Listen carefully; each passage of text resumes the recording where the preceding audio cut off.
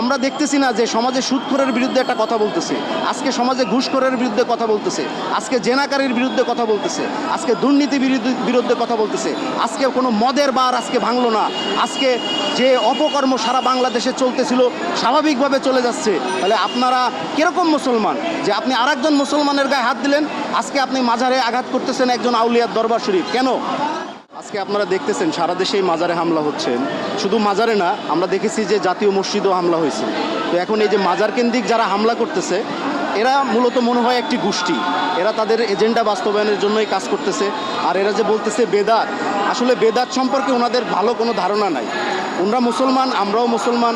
আজকে দেখেন পৃথিবীতে শিয়া আর সুন্নি নিয়ে কিন্তু যুদ্ধ চলতেছে, আজকে খ্রিস্টানদের ব্যাপটিস্ট ক্যাথলিক নিয়ে তাদের যুদ্ধ চলতেছে, আজকে হিন্দুদের ধর্মের ভিতরে নানা রকম যুদ্ধ চলতেছে। তো ইসলাম তো একটা শান্তির ধর্ম, এই শান্তির ধর্মকে অশান্তি করার জন্য কিন্তু অনেক এজেন্ডা কাজ করে সারা পৃথিবীতে বিভিন্ন জায়গায়। তো আমি আজকে আপনাদের প্রশ্নের উত্তর দিব না, কিন্তু আমি বাংলাদেশের আলেম ওলামা বা বড় বড় মুফাসসির যারা আছে তাদের কাছে আমার একটা প্রশ্ন, সেটা হলো নবী রওজা মোবারক কাঁচা না পাকা, অবারিত না অবারিত? দ্বিতীয় নম্বর প্রশ্ন হলো পৃথিবীতে রাসূল সাল্লাল্লাহু আলাইহি সাল্লাম, সাহাবী, তাবেইন, তাবেইন, দরবেশ, অলি আউলিয়া, পীর ফকির, তাদের উফাত হলে মাজার রচনা করার ঐতিহ্য রয়েছে। দয়া করে এসব মাজার ও সমাধিসৌধের নাম বলুন।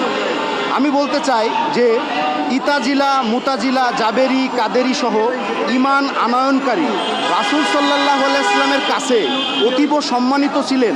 তাদের সাথে রাসূলের মাশওয়ারা, আজানে হাইয়া আলাল ফালাহ সম্পর্কে আপনারা বলুন। এবং আমি বলতে চাই আজকে ইসলাম প্রিয় জনতা, সুন্নি প্রিয় জনতা, আপনারা এই মাজার, দরবার শরীফ, খানকা শরীফ রক্ষা করুন। এগুলো আমাদের সম্পদ, এগুলো জাতীয় সম্পদ, এগুলো রক্ষা করার দায়িত্ব আমাদের। আপনারা হামলা করিয়েন না, আপনারা ভাঙ্গেন না। আজকে আপনারা কিছু না করতে পারলে আপনারা ভাঙ্গেন না। যদি আপনাদের কোনো বিষয় অসঙ্গতি লাগে যে এই বিষয়টা এই দরবার শরীফে খারাপ লাগতেছে, তাহলে আপনারা স্থানীয় মুরব্বীরা আপনারা মাশওয়ারা করুন, মাশওয়ারা করে এটার একটা সমাধান করুন। কিন্তু আপনি যে একটা স্থাপনা ভেঙে ফেলবেন, আপনি কি একটা স্থাপনা তৈরি করেছেন? আপনি কয়টা স্থাপনা তৈরি করেছেন? তাহলে আপনি আপনার নেতৃত্বে এই মাজার, দরবার শরীফে আর হামলা করিয়েন না। এবং বাংলাদেশে এই যে মুসলমানরা, ধর্মপ্রিয় মুসলমানরা, তারা খানকা শরীফ, দরবার শরীফ, মাজার শরীফকে অতীব ভক্ত করে এবং তারা এই দরবার শরীফে বিভিন্ন জীবনও কাটায় দেয়। তাহলে আজকে আমরা দেখতেছি না যে সমাজে সুদখোরের বিরুদ্ধে একটা কথা বলতেছে, আজকে সমাজে ঘুষখোরের বিরুদ্ধে কথা বলতেছে, আজকে জেনাকারীর বিরুদ্ধে কথা বলতেছে, আজকে দুর্নীতি বিরুদ্ধে কথা বলতেছে, আজকে কোনো মদের বার আজকে ভাঙলো না, আজকে যে অপকর্ম সারা বাংলাদেশে চলতেছিল স্বাভাবিকভাবে চলে যাচ্ছে। তাহলে আপনারা কীরকম মুসলমান যে আপনি আরেকজন মুসলমানের গায়ে হাত দিলেন, আজকে আপনি মাজারে আঘাত করতেছেন একজন আউলিয়ার দরবার শরীফ কেন? দরবার শরীফে ভেঙে আপনার কী লাভ? আপনি দেশের সম্পদ কেন নষ্ট করবেন?